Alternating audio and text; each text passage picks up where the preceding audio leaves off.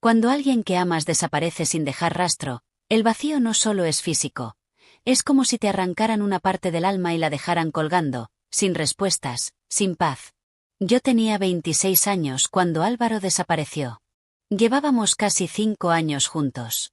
No era una relación perfecta, pero era real. Compartíamos un pequeño apartamento, una cuenta bancaria, un gato, y 1 millón de planes a futuro. Nunca discutíamos por cosas graves, y aunque él era reservado, yo lo entendía.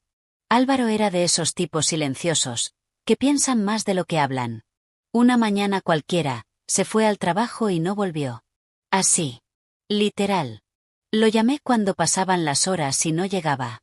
Primero pensé que se había quedado atrapado en el tráfico, luego que le había pasado algo grave. Pasaron 2 días. Después 1 semana. Fui a la policía, puse la denuncia, hablé con sus compañeros, incluso con su madre, que vivía en otra ciudad y tampoco sabía nada. Nada. Era como si se lo hubiera tragado la tierra. En esos primeros días no dormía, apenas comía. Cada vez que sonaba el celular se me encogía el pecho.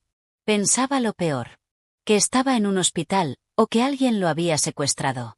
Pero lo que más me atormentaba era no saber si estaba vivo o muerto. Lo busqué durante meses. Me dejé el alma caminando comisarías, hospitales, foros de internet, grupos de desaparecidos.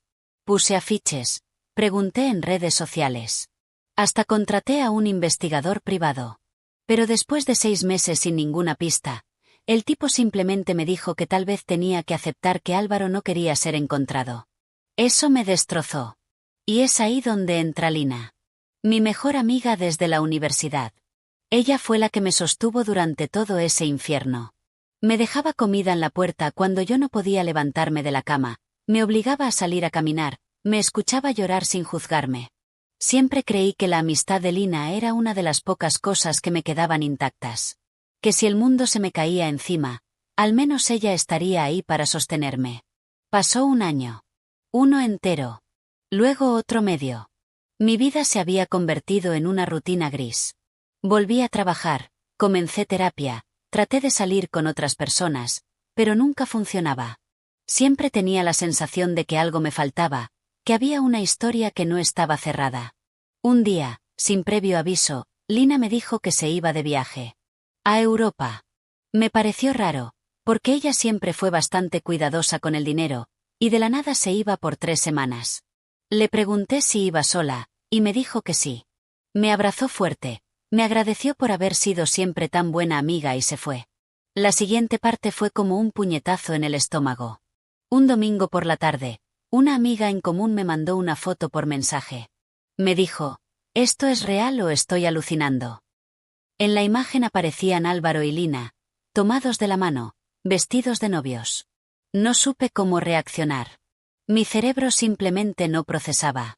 Pensé que era una broma, que era una pareja parecida, un montaje, algo. Pero no. Había más fotos. Un vídeo incluso. Ellos se habían casado. En una ceremonia pequeña, en un pueblito de Italia. Sonreían como si no debieran nada a nadie. Como si yo no existiera. Mi cuerpo se paralizó. No lloré, no grité. Solo me quedé ahí, mirando el teléfono, como si me hubieran electrocutado el alma. Y ahí fue cuando algo dentro de mí cambió. No sé si fue dolor, rabia o simplemente una necesidad de entender. Pero supe que no podía quedarme con los brazos cruzados. Necesitaba respuestas. No solo por mí, sino por los 2 años de silencio, por las noches en vela, por cada lágrima que derramé sin saber qué pasó. Así que decidí hacer algo que nunca imaginé. Tomé un vuelo a Madrid la misma semana. No les dije nada a mis padres, ni a mis amigos. Inventé que era un viaje de trabajo. No sabía bien qué iba a hacer cuando llegara, pero no podía quedarme quieta mientras ellos jugaban a ser felices con lo que quedaba de mi historia. Pasé las primeras noches en un hostal barato, buscando pistas. Sabía que se habían casado en un pequeño pueblo en Toscana, porque en una de las fotos que me mandaron aparecía el nombre de la iglesia grabado en piedra. Lo busqué en Google. Di con el sitio exacto. No sé si fue suerte, destino o simple obsesión, pero terminé alquilando un auto y manejando hasta ese lugar. El pueblo era hermoso. Pequeño, lleno de viñedos y casitas antiguas. Pregunté en un par de locales por una boda reciente de una pareja hispanohablante. No fue difícil. En un sitio donde no pasa mucho, todo evento deja eco. Una señora muy amable, que trabajaba en una cafetería, me dijo que los había visto. Ella era muy simpática, él, más callado, me dijo. Me mostró una foto en su celular. Estaban ahí, felices, besándose. Sentí como si me hubieran apuñalado. Dormí en el auto esa noche. No podía ni parpadear sin verlos en mi mente. Quería gritar, romper cosas, pero me obligué a mantener la cabeza fría. Lo peor vino al día siguiente. Me conecté a mis redes y, por fin, Lina había publicado algo. Una foto de ellos en una terraza, brindando. Y ahí estaba. La ubicación. Un restaurante en Florencia. No dudé. Me cambié de ropa, me puse unas gafas oscuras y fui para allá. Me senté en una mesa exterior, a solo unos metros. Y ahí estaban. Álvaro, con el mismo corte de cabello, con esa forma de mirar seria pero intensa. Lina, con ese tono de risa que yo conocía de memoria. No me reconocieron. O tal vez ni siquiera imaginaron que yo pudiera estar ahí. Los observé durante más de una hora. No se tocaban tanto. No parecían apasionados. Había algo forzado. Me dolía, sí. Pero algo me empezó a parecer raro. En un momento, Álvaro se levantó al baño. Lina sacó su celular y comenzó a escribir algo. En eso, un mensaje apareció en la pantalla. Estaba muy cerca, pude leerlo. El nombre del contacto decía, Noé. Y el mensaje era, no aguanto más. Esto no era lo que prometiste. Se me congeló la sangre. ¿Quién era Noé? ¿Qué significaba eso de lo que prometiste? Ahí supe que esto no era solo una traición amorosa. Había algo más. Algo que yo no sabía. Y decidí seguirlos. No solo ese día. Durante los siguientes 3 días me convertí en sombra. Los vi discutir en voz baja, vi a Álvaro durmiendo en el sofá de un Airbnb, vi a Lina llorar sola en un parque. No parecía la luna de miel que habían mostrado en redes. Una noche, desde el callejón detrás de su alojamiento, escuché una conversación que me cambió todo. Lina le decía: «Tú me lo juraste, Álvaro. Me juraste que esto nos iba a salvar a los dos. Que valía la pena desaparecer». Y él le contestó: «Yo desaparecí por ti.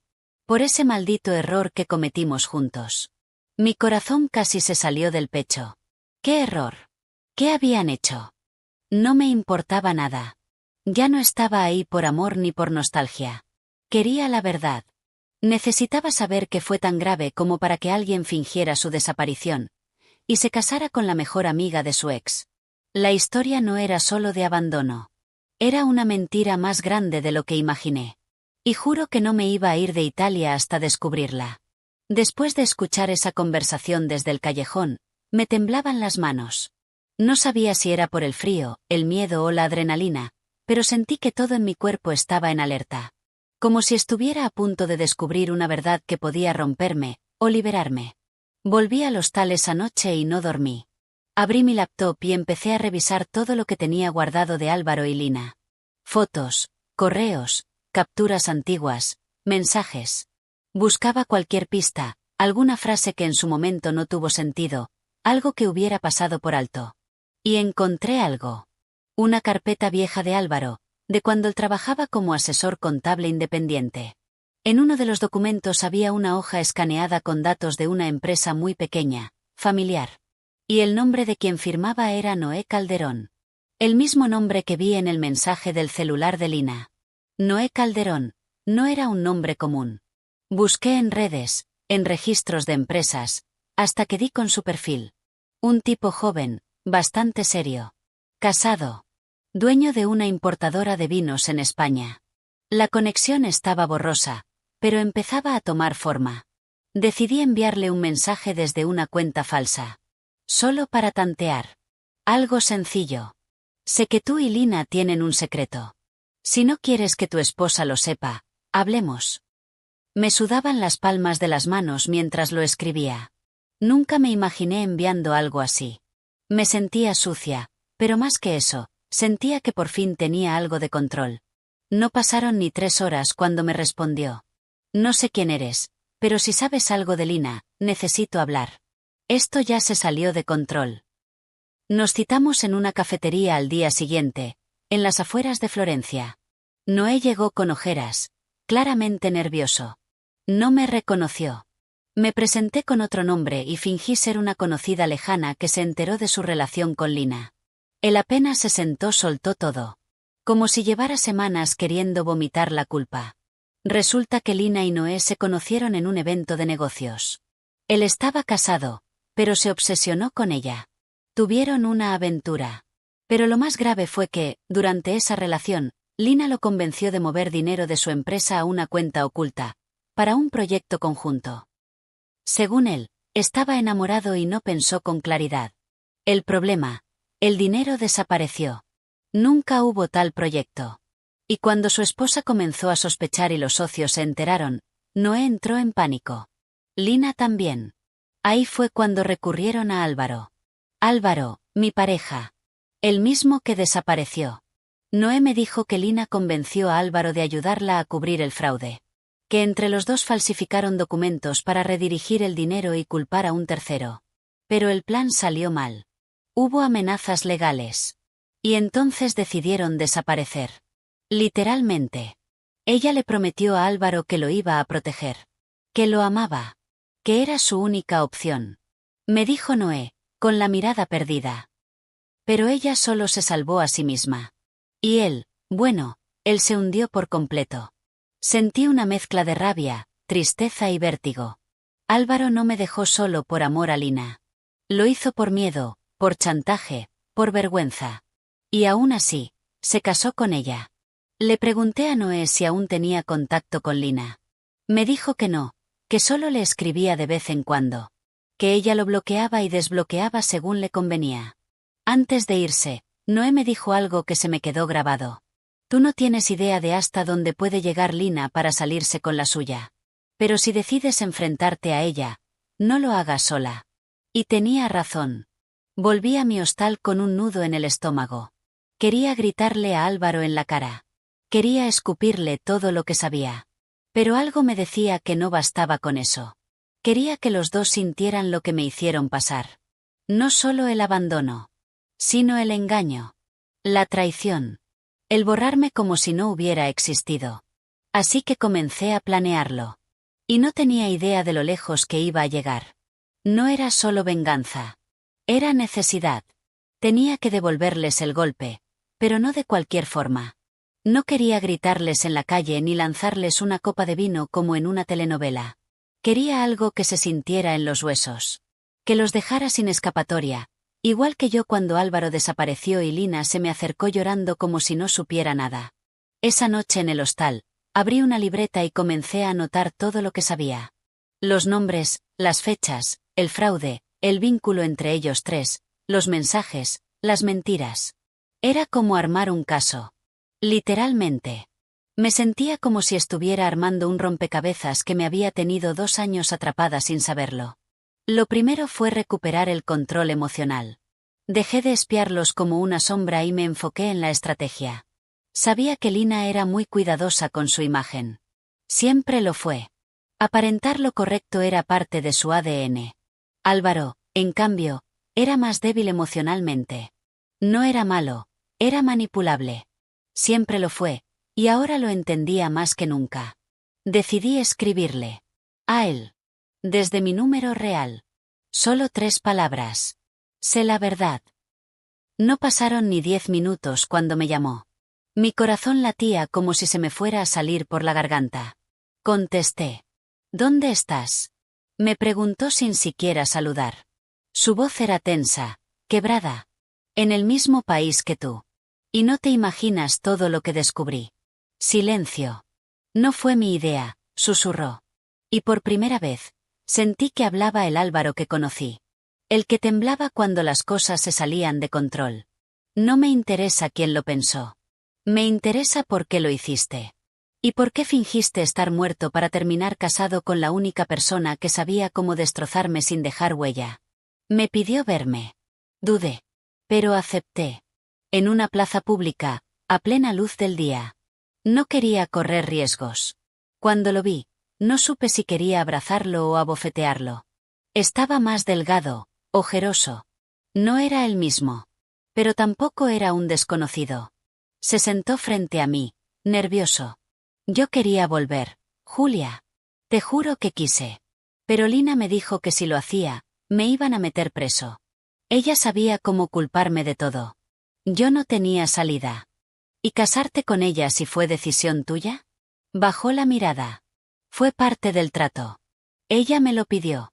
Decía que necesitaba una historia perfecta, algo creíble, algo limpio para empezar de nuevo. Me reí con rabia. ¿Y tú accediste? ¿Solo porque sí? Después de desaparecerme sin una nota, sin una palabra. Me arrepentí cada día, murmuró. Nunca dejé de pensar en ti. Pero cuando quise salirme, ya era tarde. Lo miré fijamente. Y ahí lo dije. Vas a ayudarme. Vas a arreglar esto. No por mí, no por ti, sino porque ambos sabemos que Lina no va a parar hasta que alguien le diga basta. Me miró en silencio. Y después asintió. Noé tenía documentos. Yo tenía las pruebas de las conversaciones. Álvaro tenía los accesos. Tenía lo suficiente para arruinar a Lina, al menos en el mundo que ella más valoraba, su reputación. Pero antes, necesitaba que ella supiera que yo estaba de vuelta. Y que esta vez, no era la víctima. Así que lo hice. Fui a la cafetería donde la vi por primera vez en Italia. Me senté frente a ella. Y le dije con una sonrisa tranquila.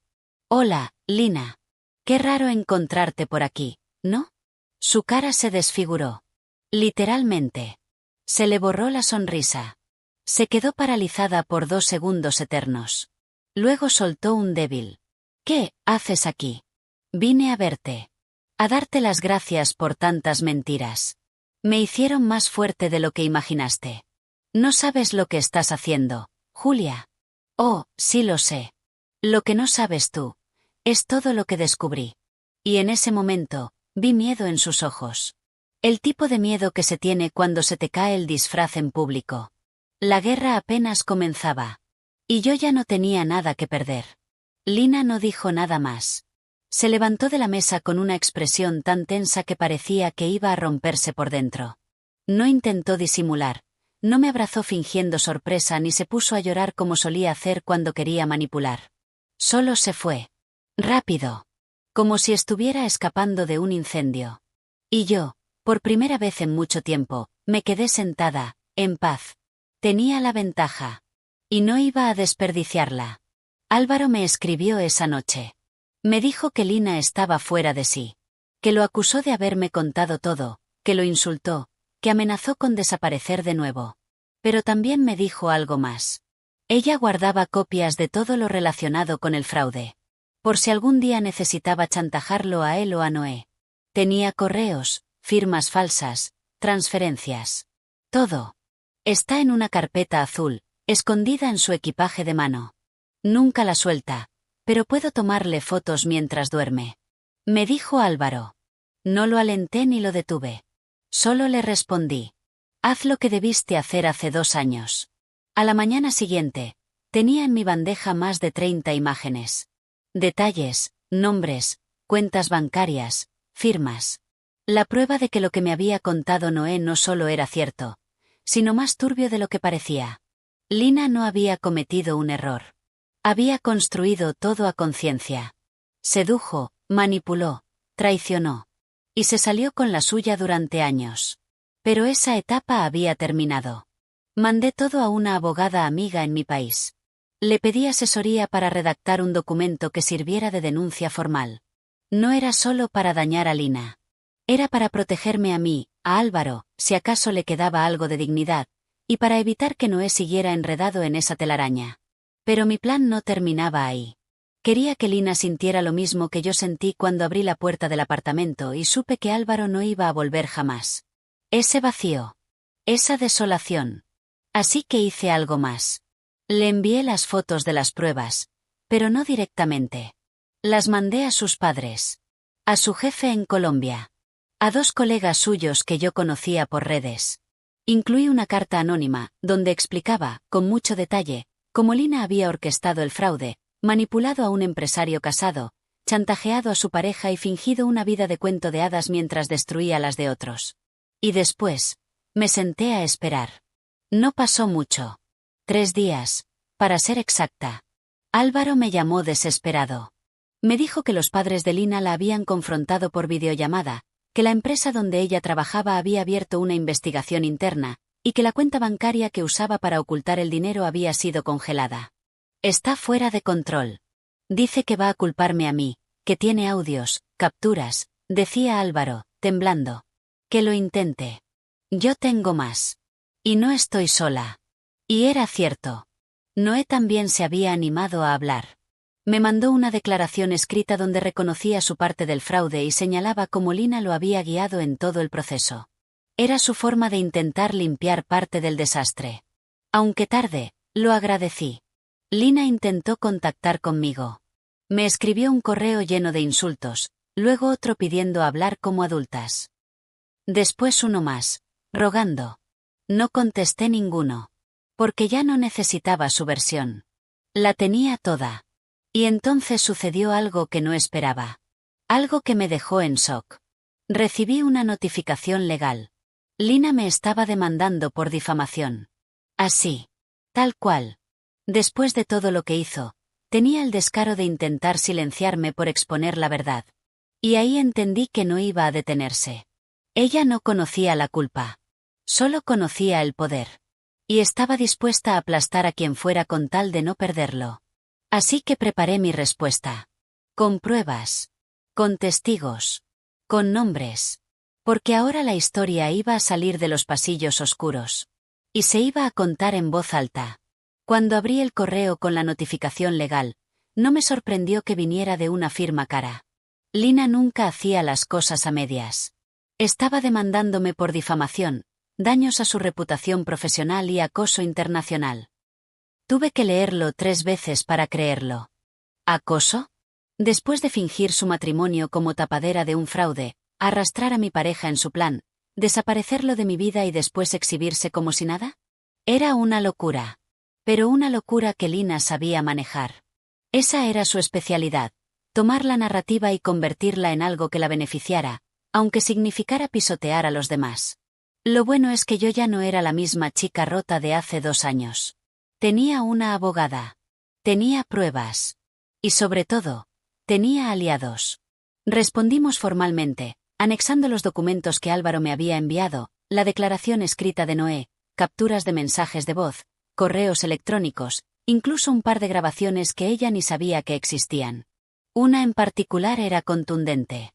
Tú me ayudas con esto, y te juro que nadie va a enterarse de lo de Noé ni de los fondos. Tú solo desaparece, Álvaro. Y cuando todo se enfríe, armamos una nueva historia. Con esa grabación, Lina ya no solo parecía culpable.